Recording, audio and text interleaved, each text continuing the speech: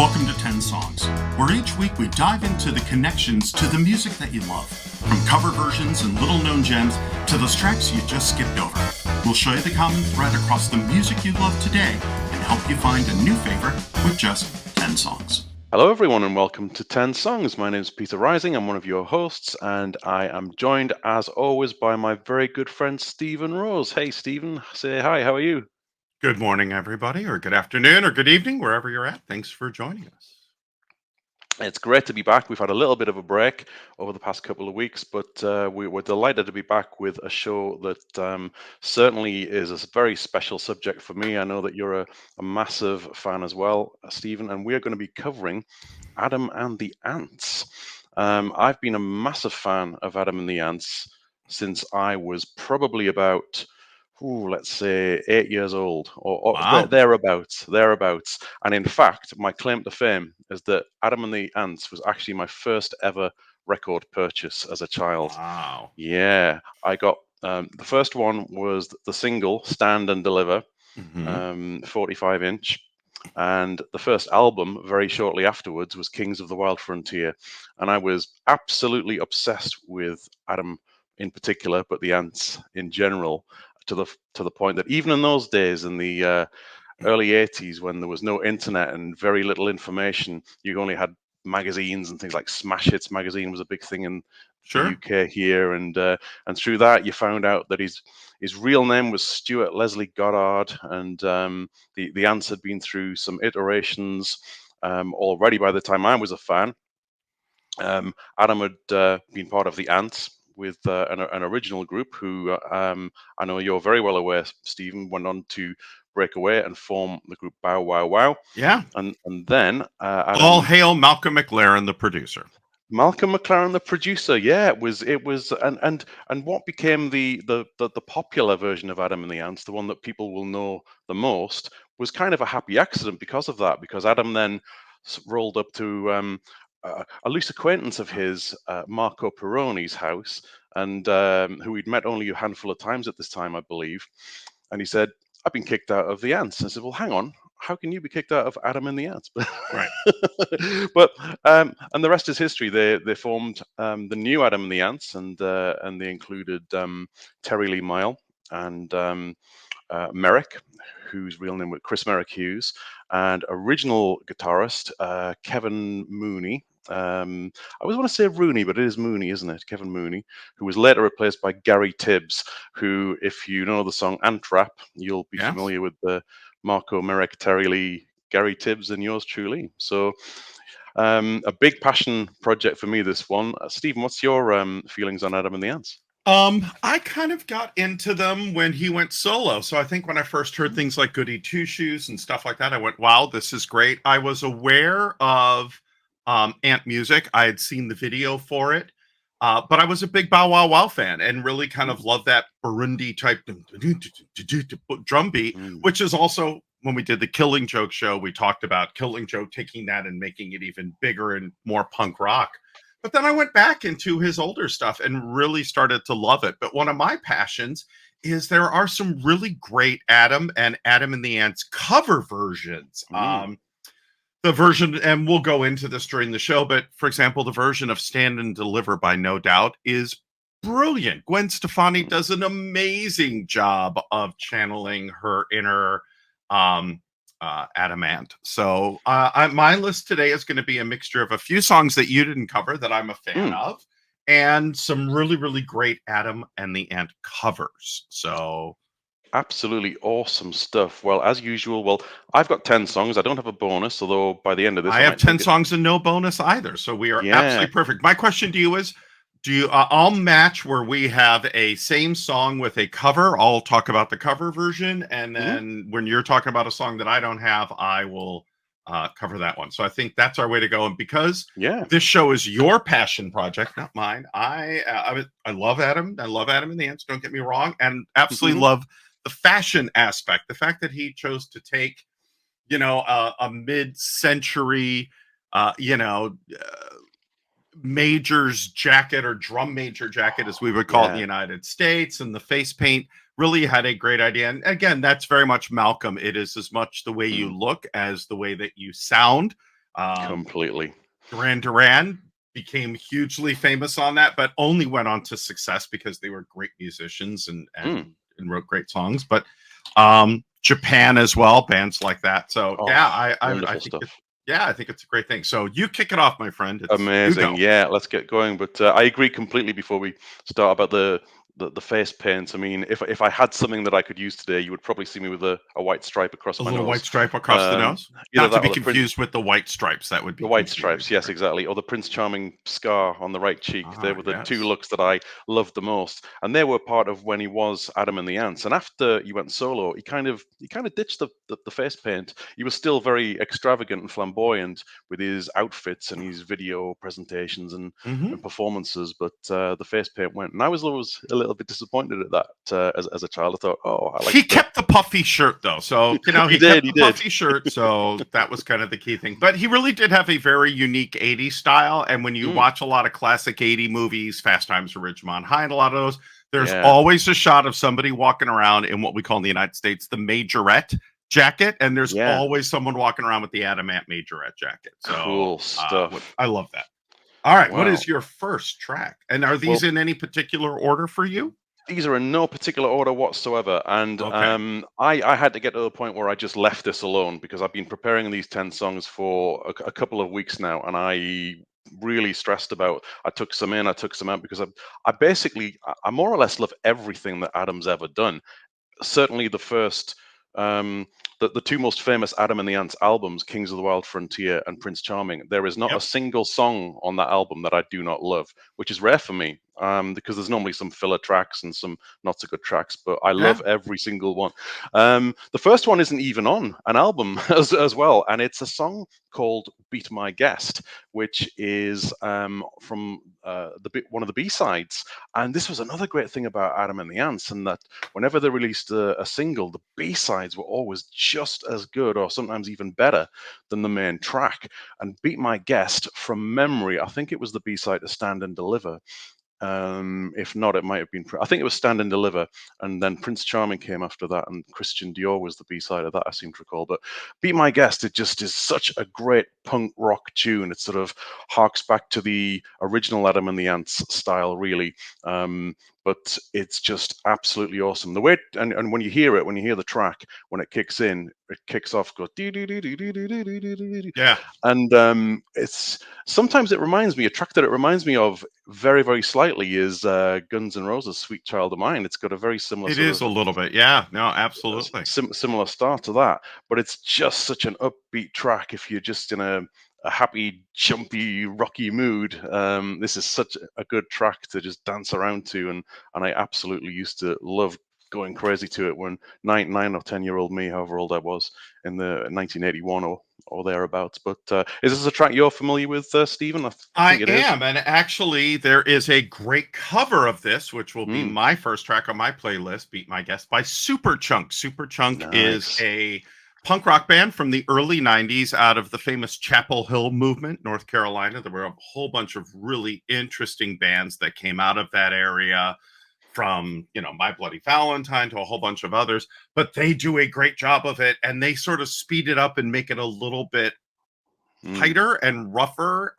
But I love the version that they do, but they keep the original feel of it, which I think mm, is really, really great about it. So, and Adam and let me ask you this as a deeper Adamant fan, what is his thing with S&M? He has a lot of songs about beating mm, people and whipping people. He has a lot of S&M influence. mm. Why? Yeah, I It think. Well, I think it. was let me ask, was that Malcolm McLaren pushing it in that acting that he owned a sex toy shop and had the Sex Pistols and Bow Wow Wow and all that? Because Bow Wow Wow didn't really do any Yeah, songs about S&M.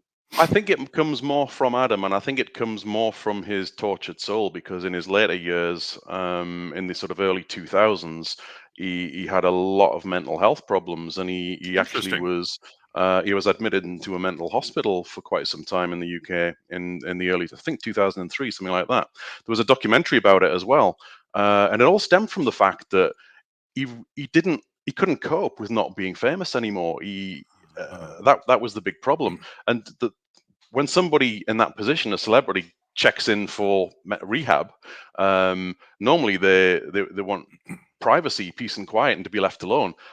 Adam from the mental hospital, he actually phoned the newspapers and said, I'm in here, talk about it, talk about me. He wanted Yeah, the attention. So I think he was definitely an attention seeker, and that definitely comes out in all of the videos and his performances. He was he is such a showman. I mean, absolutely. it's lovely to see he's come out the other side of that now. He did, and with his song "Wonderful," where he Yeah. really sort of takes a look at being in a good place and writes a Mm, really beautiful, very un-Adam Ant-esque song about it, which actually went to definitely. become a really big hit for him. And I was very, very happy to see him reinvent himself to a new Mm. level. And he was so good at that. I mean, and now I think it certainly looks like he's in a comfortable place in his life. He does the tour scene around the UK. I think he goes other countries as well, and he's I haven't just seen him in the United States in a just long time, so yeah, and he's just doing all of the classic hits and a few good new for him. tracks here and there, and people are loving it. Tickets sell out, and the nostalgia factor is there. So, but yeah, I think that S&M reference definitely comes from within. And when you look at later influences in his solo career, there was um, the album Strip, which there was Yeah, some suggestive references very much so. in some of the tracks on that one. But anyhow, it's easy to get down a rabbit hole for me with All Adam right. because So I love him so much. why So don't let's you start. go ahead? You're going to play your Yeah, version of Beat My Guest, and I will play mine. So let's do absolutely. these back to back, and then we'll come back with your number two track. Amazing. Let's take a listen to both versions of Beat My Guest. All right. And we're back. Peter, what do you have as your next track? Now, the next track is from the first album I ever bought, Kings of the Wild Frontier, and there's going to be a few from this album in my list. Okay. This track is called Killer in the Home, and for as you say, more casual fans of Adam and the Ants, if you're not an album fan, you probably won't know this one. But I encourage you, if you like Adam's singles, go and check out Kings of the Wild Frontier as an entire album. It tells such a complete story. There isn't a bad track on it, and this one has always been a favorite. It's just so. I'm even struggling to put it into words, but Killer in the Home. But I just want to sing it rather than talk about it. Is this a track that you know, I'm Stephen? not as familiar with I know it. The first album for me was very much about some different songs. I was more into a lot of the more popular songs, which I think is Yeah. why I was relatively still new to the band. But it is a great album. I think there Mm, is a lot of it was certainly different than anything else out at the time, and I think that's the reason why I really like this album. What's yeah. behind the name of the album? Do you know? Do you know? I don't know. It's something I should look up, really. But the references throughout the album in many of the songs and the way that the ants present themselves in the performances are all very tribal. They're all very. There's a lot of Native American influences and references on there. Um, Well, I mean, when you look at the first two tracks, "Dog Eat mm, Dog" and "Ant Music," they very much are, which mm, was kind of his signature beat throughout. But he goes from, this is also a little bit of his pirate era when you had mm, Jolly Roger and things like yeah. that in there, and Los Rancheros. So he's very much all over the place with this, but it is a Mm, brilliant album. mm, There are some songs that are he sort of sticks with the formula and then goes, but then I love the fact that he goes off and he raps almost long yeah, before rap anybody was ever rapping an ant rap and things like that. So I completely. find it fascinating. All right. So what is your track? And then I'll talk about mine. Okay, so my track is Killer in the Home. All right. So you're going to do Killer in the Home now. I believe it's also from the same album. I want to double check. Hmm. Hang on. And it is, yes. So for me, my track is a cover, and it was a song I did not even know was a cover by Hmm. Nine Inch Nails. Now, Nine Inch Nails has not done a lot of covers. They did an amazing version of Queen's Get Down, Make Love, which is absolutely phenomenal. They do Gary Newman's Metal, which is great. But on their Broken EP, they do Physical, You're So Physical. And I did not know it was a cover until I started doing research for this. And I love this song because this really sets up Closer and a lot Mm. of the stuff that they did. And when you listen to the original version of it that Adam does, it is this very slow grinding dun dun dun, and you could see why Trent not only gravitated to the song, but also so many Nine Inch Nails have this chum Mm. chum chum chum chum chum chum chum sort of chunky trotting bottom. And after you listen to this, you'll absolutely understand where Closer came from. So it definitely is a nod to that. I encourage you to check out the Broken EP, which has some really great, has Wish on it, which is one of my favorites.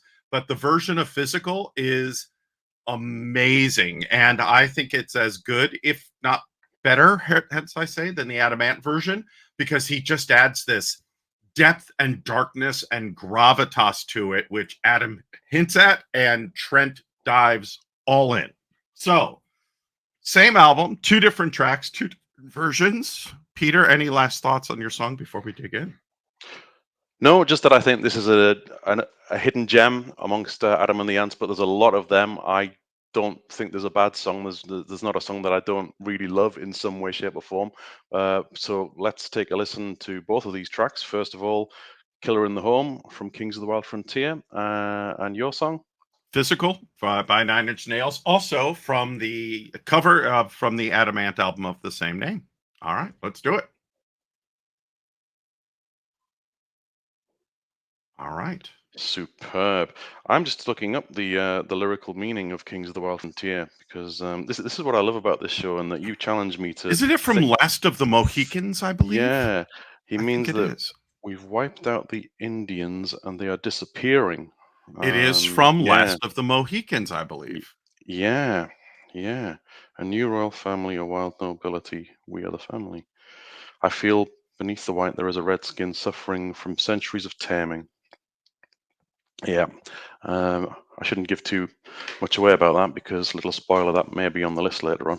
The actual All right, track. fair enough. All right, what is your third track, and what album are we talking about? Third track. What have we got? Now we have got here one of Adam's solo tracks. I've got less of these on my list than Adam and the Ants, And I but this have is more, so which I yeah, find yeah. interesting. So And that's and not to that's say that I okay. didn't love his solo stuff because I absolutely do. Hmm. And this is where I agonize. I could probably have done two lists quite easily of solo versus Ants. But this one is from the album Friend or Foe, which was his first solo album after he split from the Ants. Now, important to mention that when he split from the Ants, Gary Tibbs, Terry Lee Mile, and Chris Merrick Hughes left the band, but Marco Pirroni, Right. Adam's main songwriting collaborator, stayed with Adam when he rebranded as simply Adamant, and a Hmm. lot of the songwriting and credits and the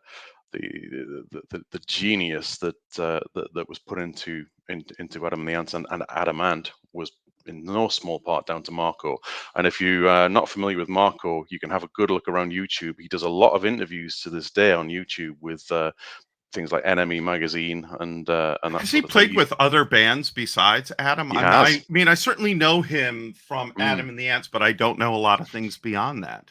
Yes, he has. He's played with Susie and the Banshees prior Ah, to Adam and the Ants. So what album? Do you know? I don't recall the name I'll of the find album. out. You find that While out, while you yeah. talk, I will find But out. then, but then, a little while afterwards, sort of a decade or so later, he did some work with Sinead O'Connor. Ah, interesting. And he went on tour with Sinead O'Connor and was the guitarist on one of her tours and worked with her quite a bit. So I mean, he's been in a whole host of other bands as well Well, let's see. Yeah, he over was the on years. Lion and the Cobra, which was her first album, which was very big. I Do Not Want What I Mm, Haven't Got. So he seemed to be very much her kind of standard guitar. Spear of Destiny, mm. The Slits, The Wolfmen, Department 5. I don't see Interesting. I don't see anything on Susie, but that's not to say that he didn't. It may have Mm. been a smaller or a production credit of some sort. Interesting. Yeah, he's definitely Oh no, involved in hang on. Susie and the Banshees. Susie and the Banshees. Hang on, let's see. That's fine. You keep going while I'm looking. Yes, past members Marco Pirroni. Here we go. There you go. 1976 with borrowed drums at their side, Marco Pirroni on guitar. They did their first song after meeting at a Roxy Music concert and did the Lord's Prayer. So he was There you go. kind of their original guitarist and then got kicked out before they got big, before they Mm. did Scream or any of the other stuff. So he was sort of a fill-in. He was a borrowed musician, but he and Sid Vicious, they played for the first in 1976 Susie and the Banshee show. There we go. Malcolm McLaren was putting together the bill, so that makes sense. There you go. Does it say where that show was? Was that in Let's see. London They learned that one of the bands scheduled to play at the 100 Club Punk Festival organized by Malcolm were purling out at the last minute. Susie and Severin had no band or additional members. It was in London on September 20th, 1976. I was 10.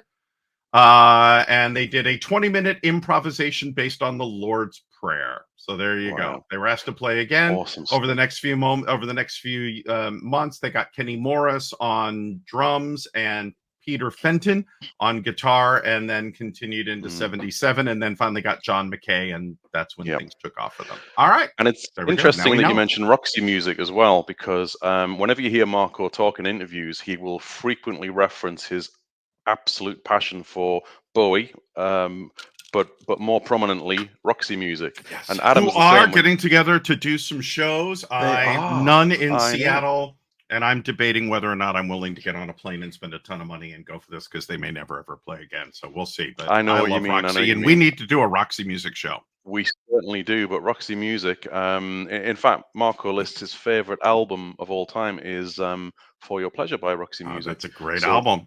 It's a magnificent album, but we definitely need to do a Roxy Music show. But again, I digress. We digress.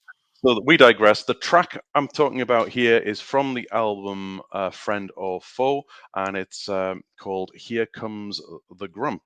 Now, why this track? I'm not a huge fan of this track, so why this track? Help me to see something that I don't see that will make me want to re-listen to this track differently. I like the upbeat sort of melody of it, and I also like the lyrics. I really like the story that's being told right from the get-go, because of the lyrics kicking, and it's when you get to number one, the only way is down, and if you hit a sticky patch, you start looking around, and it spoke to me. It was like, it's and it's symbolized in a way where Adam was at that time, because I think, certainly from my perspective, when he went solo, a little bit of the magic went out of the story to a certain degree. I still absolutely loved him, but in my heart, I always desperately wanted the ants to come back and him to start painting his nose again. Not as a child, as an older person now with years and years of wisdom behind me now, allegedly, I can now appreciate the whole thing in a different way. Sure. But yeah, I think every album that Adam did, in whatever form it may have been, solo or otherwise, it reminds me of a particular time and a particular mood and feel of that time. So, and that was just it was a very, very upbeat album in general. And I liked that a lot. It was very fresh. That is one of the things I do love about doing the show with you, is you are very much about the lyrics. I like the lyrics, but I'm very much about bass, drum, guitar adding texture. The texture of the music is very much what often gets me, or a great hook, a wonderful bass line, or a really unique guitar line.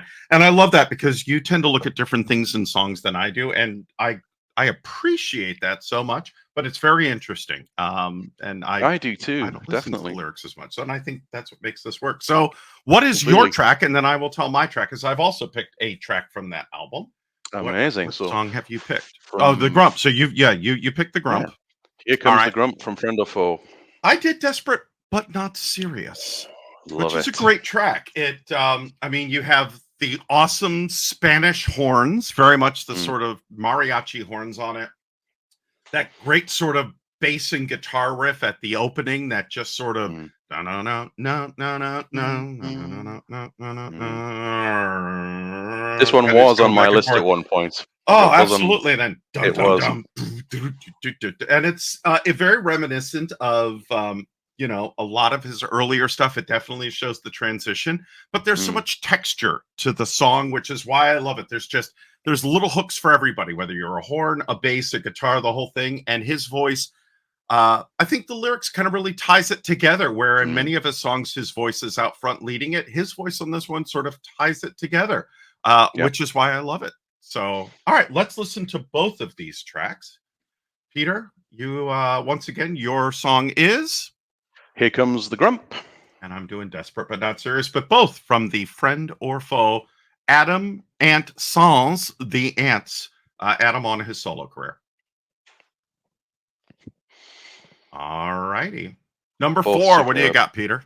Both superb. Yeah, number 4, we are heading back to Adam and the Ants, and we're back to Kings of the Wild Frontier. And this particular track is called The Human Beings. And I believe from memory, this is the final track on that album. And what a way to finish. And it's it's a different. I didn't use this is one of the tracks that when I was younger, I don't think I liked it as much, but it's one that I Really? grew in. Yeah, it's one that I grew into as I got older. I said that I love every single track, but looking back to younger me, sort of 9 or 10-year-old me, this is the one that I thought was not quite as fun, a little slower. I didn't quite understand the lyrics. It's way easier to find out lyrics now. I mean, Hmm. some Oh, yeah. albums back then had lyric sleeves, and Yeah. Adam Well, and the now on Ants. Spotify, if you're playing a song, Yeah, all you can do is many times you hit it and the lyrics are right there for you. So, but I do miss yeah. the inner sleeves. Here, we're going to be old guys here for a second, but I miss pulling it out and seeing the artwork and who wrote the Oh yeah. songs and looking at the lyrics and even the credits, who Mm, was being thanked in those credits. And what's interesting is a lot of that's how you would find out about guest musicians or even musicians who they were huge fans of, like, why is this person thanking Jimi Hendrix? And then I go yeah. listen to Jimi Hendrix, or why would they be thanking Roxy Music or Brian Ferry or Ultravox or whatever? So Yeah. that very much set me off on my musical journey in many ways. So I Yeah. find that Absolutely. fascinating. And this track, years and years, I was probably singing the wrong lyrics in the chorus, and and eventually I looked it up and said, "Oh, that's what that is. I've been singing that wrong." But that's a famous game, isn't it, on the internet? Misheard Yes. lyrics in songs. We could probably do an Yes. entire Excuse me show while based I on that. kiss this guy and things along that Yeah. line. Yes. Exactly, exactly. 'Cause, yeah, I thought that's what that was, the Hendrix one, for a very long time. So I fall into these traps all the time of misheard lyrics. But the um, the chorus of the human beings very powerfully lists out the names of Native American tribes, and it's Interesting. Blackfoot, Pawnee, Cheyenne, Crow, Apache, Arapaho. And the way he sings it sort of continuously, it to 9-year-old me, it just sounded like gibberish. Like, what the hell's he on Yeah. about? Yes, I understand it Yes, now. not being an American and the fact that he is digging into American, Native American history culture is absolutely Yeah, fascinating. yeah. So, while dressing like the oppressors in many ways, so I I know. love the dichotomy. Me too. And he was making you think. He's always been thought provoking. He's never shied away from controversy.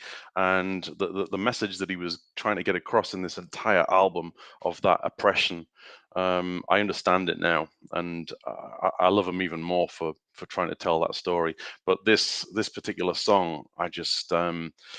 And I love it so much. And I've been watching some of there's a great concert which I think I shared with you, Yes, I've not Stephen. had a When chance to watch it yet with my travels, but I will. I was yeah, in Vegas for the M365 conference and then had to go to LA to do some interviews and stuff, but I will. It mm, is on my list of things to catch up with the next week or yeah, so. and it's the Prince Charming review. It's a live show that Ah, he did in 81, 82, something like that, and it's got live performances of so many great tracks, mainly from Kings of the Wild Frontier and the Prince Charming album, and awesome. he sings this one on the human beings on that, and that performance is just sensational. To see him on stage, just the whole show, man, absolutely wonderful. But the lyrics tying in the beat. If you listen to this track, I'm sure you'll analyze it very much more from your perspective. the musical aspects and the technical rhythms and that sort of thing, because you are a musician. That's the difference, isn't it? And you've I got am a guitars little bit. behind me, Yes, and I'm not. I've never played an instrument in my life, and I don't understand chords and keys, and I just listen to music. And so that is why this is such a great thing to do, isn't it? As you say, we've got two different I agree. We perspectives. have very So different ways of looking at stuff, and that's why I love doing this show. I picked the band OK Go, which is a band that I like because they tend to not only write some really unique music and have some of the best music videos. They have done videos that are one long shot. They have done several of them as they're walking through all this crazy stuff and doing this. But they do a really interesting cover of Antmusic, and they strip it down to a very minimalist. Now, I've heard some great covers of Antmusic, but they're not dramatically different than the original. This one really is. It's on their album Deep Cuts. And it is, when you hear it, you're like, you hear the bones of Antmusic, but they've really deconstructed it. And I thought it was just fascinating what they had done with it, which is why I picked it. So awesome. that's what Yeah, I picked. Antmusic's such a track. Unbelievable. And there are, it's probably, I don't know this for a fact, but I would imagine it's one of the most covered Ants tunes. It is, as far as I know, it is the most covered Ant tune because it's so accessible and there's so much that you can do with it, which is why I believe a lot of people have. So why don't you take us in? Absolutely. So, from again, Kings of the Wild Frontier, my track is The Human Beings. And I have Antmusic by OK Go. All right, we're halfway through. At number 5, I will kick off this time. I am doing a Go for song it. from Kings of the Wild Frontier, and I am doing Don't Be Square. Be there. Sex music for ant people, ant music for sex people. Yeah. Get off your So, knees and hear the insect prayer. absolutely. Just great, really different than anything that was out at that point in the 80s, because you have this sort of light guitar and then you get this sort of heavier, and then Dirk wears white socks. It's all over the place. You're like, what the hell is he talking about? But you've got just these great rhythms that go all over and yelping and hollering. And it was one of the first songs that I had heard by him, and it really kind of caught me off guard. And I'm like, wow, what is this? This is very, very different. So that was the song that I picked. Don't Be Square, Be There. What did you pick as your number 5 song? Okay, I am onto my first from the album Prince Charming, which comes after Kings of the Wild Frontier. And the song is actually Prince Charming Oh, itself. well, there you go. So Prince Charming, Prince Charming. And this represented a change of image for Adam and the Ants. They changed up the look quite considerably after having the jacket that you referred to. Yeah. What did you call it again? The A majorette jacket, or more majorette kind jacket. of That's right. like a a Yeah, majorette jacket. It's yeah. like a major's jacket or a drum major's jacket that you would see at the front of a marching band or something along that Yeah, line. and I always Majorette wanted jackets one. is what they I call them. always wanted one. I always wanted to dress up as Adam and the Ant and Adam Ant, and I never got the chance. A few years ago, I did actually get to go to a fancy dress party, and I went as Freddie Mercury. Um, Oh, I would love to see which that picture. I can share that with you. Like I that. saw it not that long ago. It's on my little used Facebook page, which I never really look at, but I'll send it over to you. But yeah, a change of look. Gone was the white stripe across the nose, and gone was the wonderful jacket, and in its place was a scar on Adam's right cheek, Hmm. and and a sort of like a black very fancy or dandy, to use a word that he Yes. uses, appearance, and he had little hearts painted on him, and all sorts of the detail that went into the looks, not just for Adam but for each Oh, member yeah. of the band, was extraordinary. And the track itself I love so much, because it tells a story. It's Cinderella from the male perspective, basically, in the video, It really and is. he starts off in rags and polishing things in a dungeon, and being teased, and then his fairy godmother turns up, who is, now this will interest me actually. Do Okay. you know the actress who played the fairy godmother? Is she someone familiar to you, or not? I don't think so. Well, she was a very famous British actress called Diana Dawes. She was a British Oh, movie I've heard star. of her, but I don't know much about her. Yeah, I didn't know if she would sort of be well known across the pond, but that was quite a coup to get her in the video, and Adam was massively thrilled to have her agree to do it, because it was a big deal to get her to do that performance.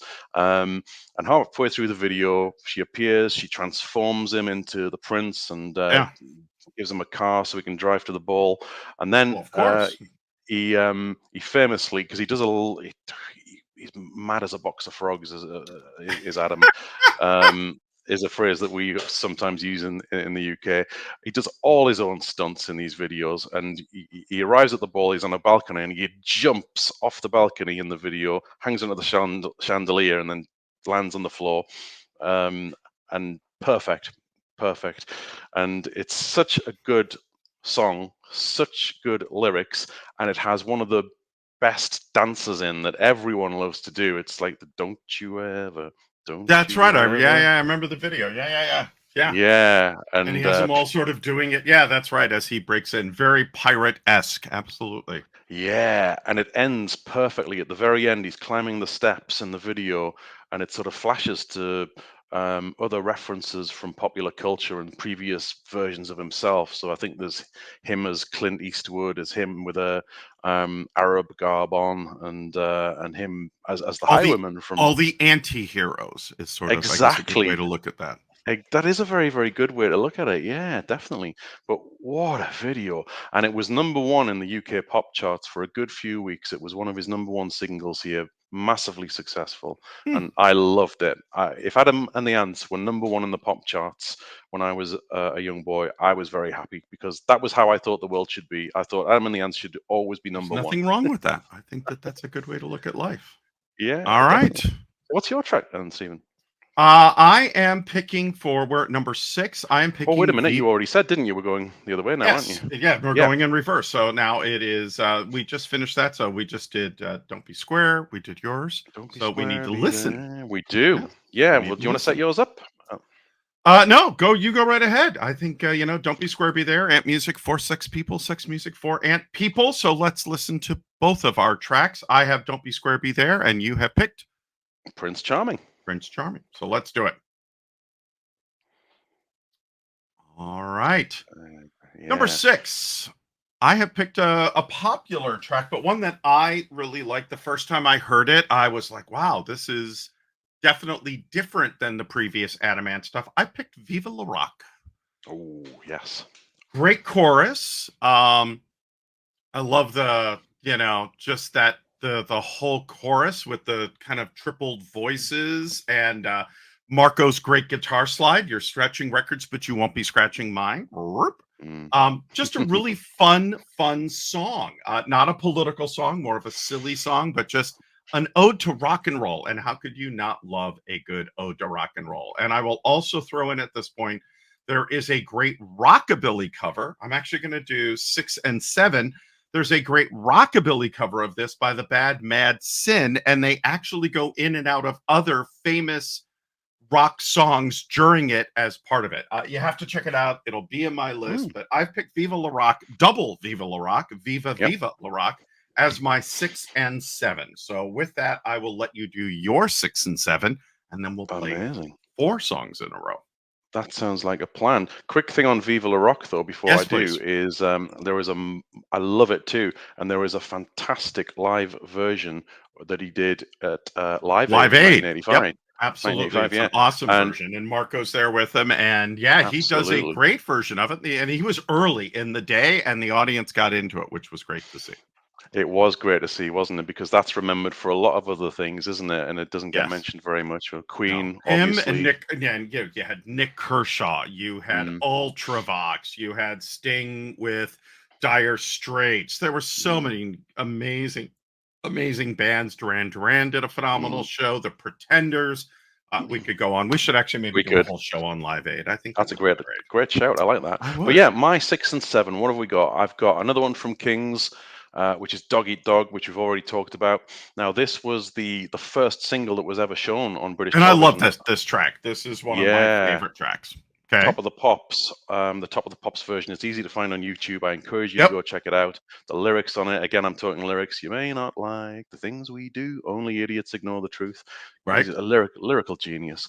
What a song! And then, if you put a gun to my head and said, "Name your favorite ever Adam and the Ants song," I think I'd probably struggle not to answer with my number 7, which is "Stand and Deliver." Stand and Um, Deliver is brilliant. Now, I'm going to come back with my take on that after this, but why Stand and Deliver? And I don't disagree at all. It was a great video. It's a great song. You have the opening with the horns, and then you have that mm, great no no no no no no no, and then you have the oh and yeah. great drums and the whole thing. And it's a beautifully produced song. It's a layered, thick song, and just great yelping vocals with his Hmm. hi oh, oh, as you go through Mm, it. But yeah. why does this song so epitomize his Ants period over so many others like Ant Music and Mm. other things like that, or Ant Rap? And I think for me, it's a large part of it is due to the fact that it was the first record I ever bought. So there's okay, that. so there's some nostalgia, sure. There's definitely a nostalgia element to it. I also just adore the video. Prior to that, they'd done some great videos, but I think this was the start of the real showman coming out and Agreed. producing movie epic type videos going forward, because that led into Prince Charming and into Ant Rap and then Yeah. Goody Two Shoes, Friend or Foe, and he was telling stories way more intricately from this moment on, and it just starts. I love the costume. I mean, my favorite look is the stripe across the nose, but when you put the highwayman hat on him and he's got a Yes. variation of that jacket and the cloak, he started off with a stunt, which again he did all of his. He jumped out of a tree, he holds up the carriage. Yes. um Yes. then later in the video he jumps through a glass window. He did that twice apparently, and got a minor scrape, but and it's absolutely fantastic. And what could go wrong with a song that ends with repeated lyrics, which are "da diddly qua qua"? Yes. But he did that a lot. He had like the yabba yabba ding ding, jen Yabba yabba ding jammering, ding. all that sort of stuff. Uh, That was very much part of who he was Apollo 9. making more different yelpy sounds. Yes, Apollo Yeah, 9, which we'll get to in a little bit. But yeah, there's a lot of that sort of stuff that he does. And yeah, I think that was part of his whole thing, where there was these little weird little made up things that he did, but it fit beautifully and he made it work, and it was part of his signature and creativity. he certainly did. Yeah, just the lyrics. And even though you fool your soul, your conscience will be mine. And he's singing away Yep, yep, yep. merrily as he's got his head in his neck in a noose, about And to the be his noose, character yes. about to be hanged. Oh, it is a great track, and I'll actually talk about it a little bit when we come back because I love a cover version of this. So I've Absolutely. got Viva La Rock times two, the original and a great cover version of it. And your two songs, Peter? And from me, we've got Dog Eat Dog and we've got Stand and Deliver. Let's take a listen. All right, we're down to our final two, final We three. are. Sorry. So we had talked about Stand and Deliver. I love the No Doubt version. I think Gwen Stefani does an amazing job of it. It's on their Push and Shove extended album, and I love how she just really sort of really channels Adam in this, does a great version, makes it her own, stays very true to the original. But I think having a woman singing it brings a very different vibe and feel to it. And I think that's what I love about it. And I like No Doubt. I'm a fan. I love the fact that they chose, out of the two covers that I know of, and I'm sure there are more, but they did Talk Talk, a Talk Talk cover. And then they also chose to do Stand and Deliver because they did what is it? It's My Life, which is one of my all-time favorite Talk Talk songs, and they chose to do Stand and Deliver. So for all the reasons that you said, but having a female twist to it, I think is really really great. So what did you pick as your number 8?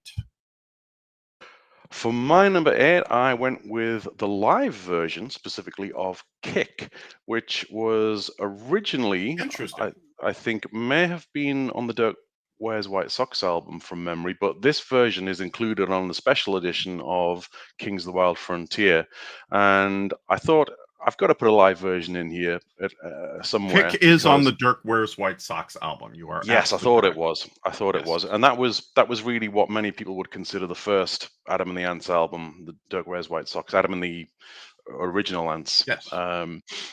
before the new Which versions. is But also the album that Physical was on as yes, well, exactly. and very much still a lot of trying to find their sound Mm, at that point, Car Trouble, things like that, where mm, you hear some of the later Ants, but it really was when the different producers got involved that they really sort of gelled that, and also understanding how to take advantage of MTV and videos and the looks and all of that too, to really sort of bring that to life. And it was great. And Tony Visconti, who produced David Bowie, produced a lot of the Adam and the Adam Ant solo albums, and brought that really great thickness and some of that complexity to a lot of that too. So a very interesting mix. So why else this song?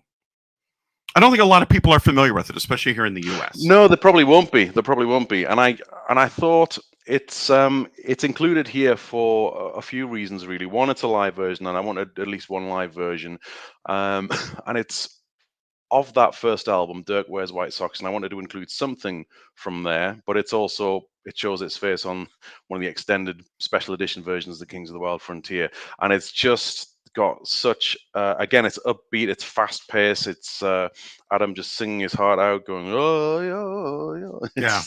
It's just utterly wild on stage. He just gets into a zone, and it's one of those songs that, again, I find this a really hard song to describe. I think you've just got to go and listen to it to Yes. appreciate what it is and how amazing it is, and it just makes me feel good. All right. Well, then I think that we will do that. So let's play Kick and let's play Stand and Deliver, the No Doubt cover. And we will come back and you will tell us your number 9. All right, Peter, time for number 9. Getting close to the end. We are, and this is the second and final final track from the album Friend or Foe, and it is actually the first solo single, which you've already mentioned, Goody Two Shoes. Yes. So when Adam went solo, I really had mixed feelings because I always wanted new stuff from Adam, but I really wanted him to still be with the Ants. Yeah. But what I quickly realized was this is awesome. It's got everything I want from Adam and the Ants. It's got Yeah. Adam. It's got Marco. It's Right. got a great tune. It's got a great video. The only thing It's that got I that really awesome drum. Dun, da, da, da, da, da, da, yeah. And the ding, horns ding, in it ding, too. ding, ding. So Yeah, the only thing it I was a really wished natural as that evolution. at that time was I really wished he'd had the stripe. Yes. That's just 9 or 10-year-old me though. I sent Um, you a link to they're actually called Hussar jackets, Hussar. I hope I'm pronouncing that correctly. And I sent you a yes, link to it so you can go buy a Hussar jacket or Hussar jacket, as whatever it's that pronounced. makes sense to me because the tour that he does now, I'm sure it's called the Black and Blue Hussars or something like Yes, that. so that would be why, because he wore black and blue Mm, and yellow. But I sent you a yeah. link, I think, Peter, for your birthday this year. Either I will or you should buy yourself the jacket. I sent you a link on Amazon. Oh I wow. think you should get it, and I think you should wear it for a picture for the show, and maybe I'll go get one of the Duran Duran 80s jackets, and that will become our Definitely. official You photos. you are you are on. We're gonna make this happen. I have to Okay. do it. I don't disagree. I think we should. So I think it'd be great. Yeah, so Except just not wearing the size that we wore in those years. I think we should go a little bit larger. I will not be wearing a mm, medium jacket. But yes. no me, no me. It's funny you should mention that because as we record this, I'm about to go to my first in-person event. Well, it's a work gathering in this coming week, and I had to order entirely new clothes for it because over COVID times I've really put on quite a bit of weight, Have and you? it's been quite a bit of an eye opener. So, I've um, lost weight, which has been good. So, and I'm worried about going back into the office that I'm going to start eating bigger lunches and snacking yeah. because there's always stuff out throughout the day. And I've actually been better about that. So, Exactly. all So right. anyway, I'm Goody Two Shoes, friend or foe. What's your number 9, Stephen? I did Puss in Boots. I Oh, love that opening drum, that mm, just yeah. it's a goofy little track, but there are so many great little hooks in it. And it is that Phil Collins-esque 80s overly heavily produced drum that goes through it. but it is a fun track. It's from the Strip album, and Yeah. it's one of those tracks I found later in life, and I just really enjoy it. And it is such a fun, happy track. Like it is a great one with the cat meow at the beginning for opening up, like a hey, I'm gonna go out driving and listen to some fun, silly music. And it is one of those songs that is really great for opening that up and sort of sets that whole sort of tone. It's just a very Awesome. light, fun song. I do love it very, very much, actually. I just had to look up when it was released. In my head, I had 84, but it's 83. Oh yeah. Yeah, it's such a good track. I completely agree. Pussycat's going to London, looking for love and fame. Yeah. Yeah, love it, love it. But then there's not one that I don't love, so it gets a thumbs up from me. All right. Well, why don't you intro into this, and then we'll both come back with our number 10 song. Okay, from me, from the Friend of Four album of Adam Ant, it's Goody Two Shoes. And Stephen? Puss in Boots. Let's do it. All right, we are back with our final songs. Now, again, I know this was very difficult for me. There were some that I left off my list because you had them on yours, some that I added. But what is your number 10 song? The last one is from the album Kings of the Wild Frontier, and the single itself is Kings of the Wild Such a Frontier. great And song. I could not have done a list without this track being on there because it is absolutely amazing. The I video, agree. so simple that it's just the ants with the instruments in a white room. It's Yep. stripped back. I mean, they have all the finery on, the white stripe, the hussar jacket, as I now know it's called, Yes. and the drums on it. I mean, technically, you can probably speak more to what the drums are and what they mean than I am. Just No, they're very much going, yeah, for that native yeah. African, Indian, Burundi esque drum beat, and it just Mm, sets this sort of bottom for the song, and then just that great dum dum dum dum dum, just over the top, just this yeah. great, the bass and the guitar matching each other, but a Mm, little more twang on the guitar going through, and that just adds this just really great thing. And it's a very minimalist song, and that's what I really yes. love about it. Is there's a lot of open space in it, which Adam sort of works his vocals through, and rather than it being a matchup, they sort of set this vibe, and then he just sort of moves through the top of it, Mm. almost as if he's riding a horse, and the horse is sort of providing the bottom, and Ooh. he's sort of bouncing on top of it and coming down at different points. And it's just such a great song for that. Oh yeah, the drums are the hero of it, no The doubt. drums are the hero of it. I would agree 100%. So No doubt. Beautiful, beautiful. Can't say any more about it. So what is your number 10, Stephen? I picked Apollo 9. It was one of those songs that when I first heard it, it really hit me. I'm a big space nut and space Mm, fan and all of that. And it's just such a great track. And it's an interesting because that was the mission that was the predecessor pretty much to going to the moon. It was the first one to orbit the moon. And it was a very famous one. And they had to go out of contact. It was the first time they'd gone behind the dark side of the moon. So it was the first time ever that these three human beings would be cut off from the rest of the planet, something that had never ever happened before. wow. And he sort of immortalizes that in song in a very, very fun way. But hey, you will be fine. Even though you'll be out of Mm, line, meaning out of line of communication.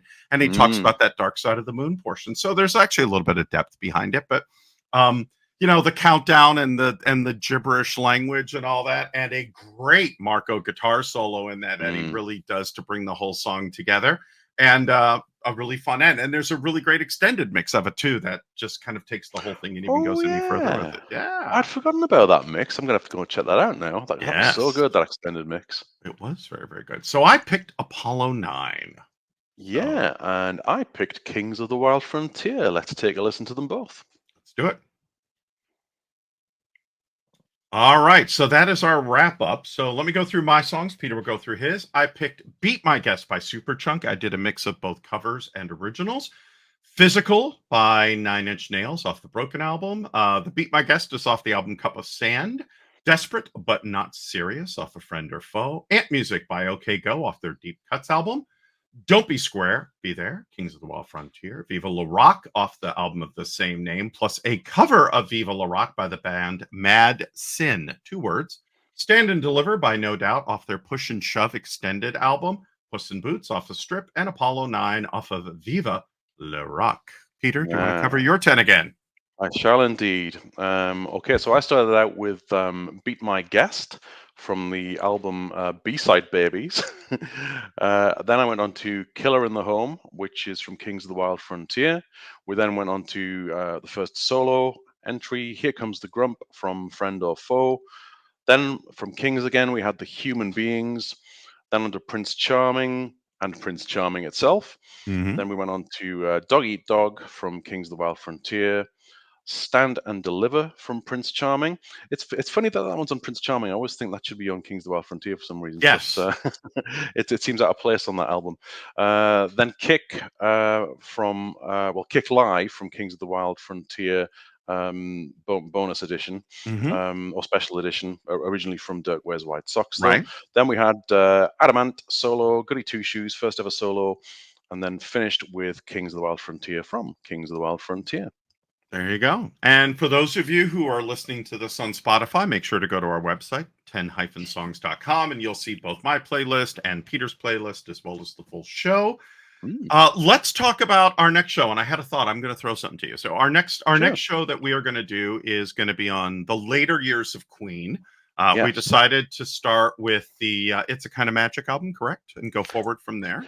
Correct. Yes, and I had to start from there because I'm a big movie fan and I'm a big Highlander fan. Yes. So I couldn't leave that one out. That seemed like a great place to start for me. Yes. And we are talking about the movie, not the TV show. The TV show, while great, we are talking about the Sean Connery original film, which is a great film, which Queen wrote the soundtrack to. And after learning a lot of lessons from doing the Flash soundtrack, just decided to write songs for this one rather than music throughout. But there are some great tracks. Give Me the Prize, Princes of the Universe, stuff along that, like Christopher Lambert in that. Christopher Lambert, Don't Lose Your Head. That's Don't Lose Your Head. Yes, really good one. I would like to challenge you for a follow-up Queen show, and that will be songs from before Princes of the Universe that were not hits. Ooh. So 10 songs from early in the career where we can go back to Queen 1 and we can do Black Queen or, Ogre Battle. We can get into Tenement Funster, things along that line. I'm a huge Queen fan. I know that you are too. So we're going to do 2 shows. We will do the later years of Queen. And for a lot of folks, especially here in the US, after Under Pressure, that was kind of it. And there are some really, really great tracks, especially Innuendo, which is an amazing video. There's some great stuff on the Made in Heaven album, Miracle, etc. So we'll dig into that. And then I say that we do a show on the pre-year. So let's say from Under Pressure and back. So that would be Hot Space, I guess. So from Hot Space back to the beginning, 10 songs that were not hits that generally you don't hear on the air on air and things, but that are just really great, unheard, hidden gem songs. So if you're a double click Queen fan, so if you're a regular Queen fan, we don't need to tell you what to listen to. But if you kind of fell out, we'll cover that. And if you are a big Queen fan, we're going to go back and share some of those. What makes this song great, even though it was never hit, and how that came together. I think that would be pretty fun. What do you think, Peter? I love that idea so much. I'm already excited to go and look at some of the options for that when we finish up today. So that's going to give me something. And I've also put together, which we have just a few minutes here. I put together a Lou Reed show. I know that you don't know much about Lou Reed, so I've done a Lou Reed show, and I'm starting to work on a show inspired by my time. I had a chance when I was in LA to meet and interview Will Wheaton of Big Bang and Star Trek fame, and we were. He has a bunch of really great mixes that he listened to as he was writing the book, and it reminded me how much I love the band Wire. And I think I'm going to do a show on the band Wire and their amazing influence that they have had over the years, going from 12XU to Ahead and all the way to some of their newer stuff. So I think I may do a Wire episode.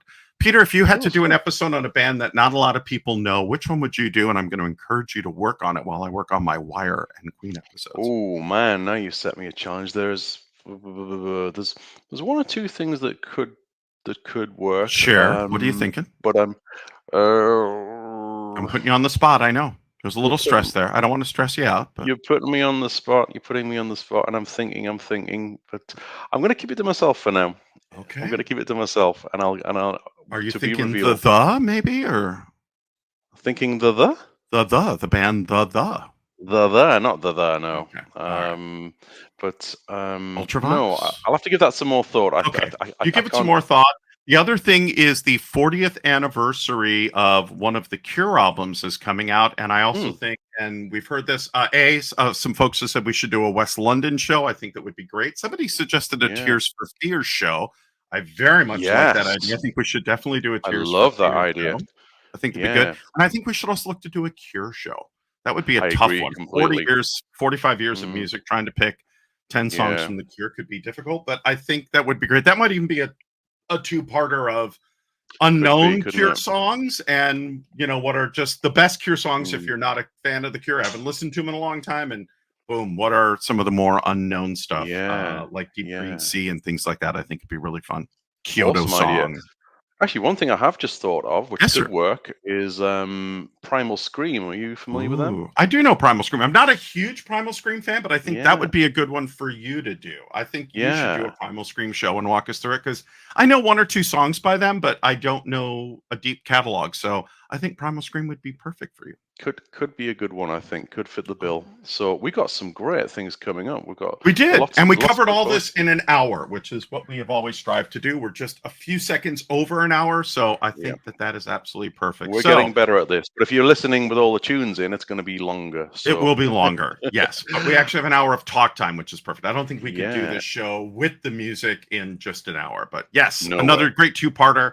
So thanks so much for listening. I am Stephen Rose. If you have thoughts, questions, or ideas for shows, reach out to me at steven@10songs.com, or you can also reach out to To me, I've been Peter Rising, and you can find me at peter at 10-songs.com. And we're also on Twitter, aren't we? we are on At Twitter. 10songs3, isn't it? Free, correct, S absolutely. And on the websites, obviously 10-songs.com. So yeah, thanks everybody for listening. This is truly a labor of love and something that we love to do. It's not our job. We don't make any money doing this. We just do it because we love music and want you to love it too and to find new music to listen to. And hopefully we can help you to do that in just 10 10 songs. songs. So with that, coming from Seattle, Washington, and coming from And coming from the northeast of England, this has been we 10 songs. this has been 10 songs, and we'll catch you down the road. Take care, folks. Absolutely. Thanks everybody. Bye-bye.